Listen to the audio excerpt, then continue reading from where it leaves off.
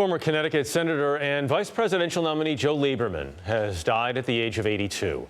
His family says he died from complications after suffering a fall. Lieberman served in the U.S. Senate for more than 2 decades and was, as we mentioned, a vice presidential nominee. That was in 2000.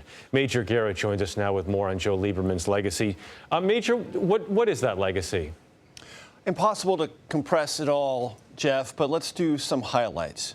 First of all, Joe Lieberman was a senator well regarded by both parties. He was a centrist Democrat, kind of the early indicator of centrist Democratic tendencies within the Democratic Party, arriving in Washington in 1989 as a Democrat, replacing a loud, brash, liberal Republican, Lowell Weicker. And Joe Lieberman was a fast friend of and advocate for Bill Clinton when he became president in 1993, supporting the Clinton agenda all throughout, except in one notable difference.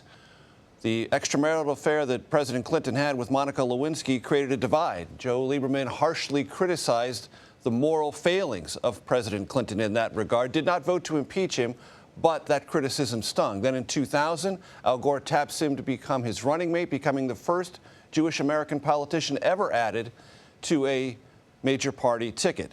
But after that very narrow loss to George W. Bush in 2000, lots of Democrats wondered, did Lieberman add that much to the ticket?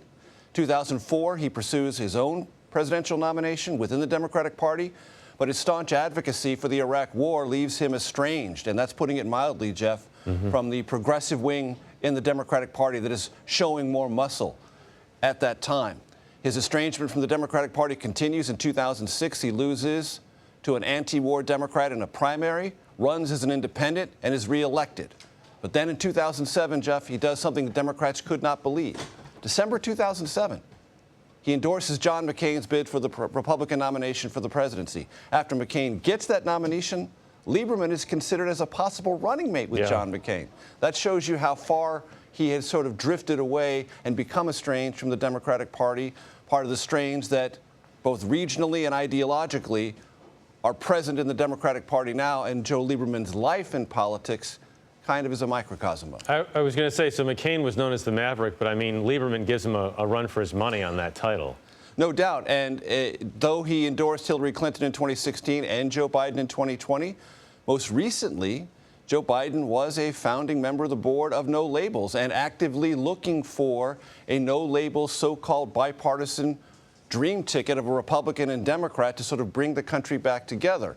So, yes, a maverick with Democratic leanings and inclinations, but always looking for a different and he often thought better way. And Joe Lieberman's contribution to politics, both in Republican and Democratic circles, is always regarded as trying to find that seam, even if it might not exist.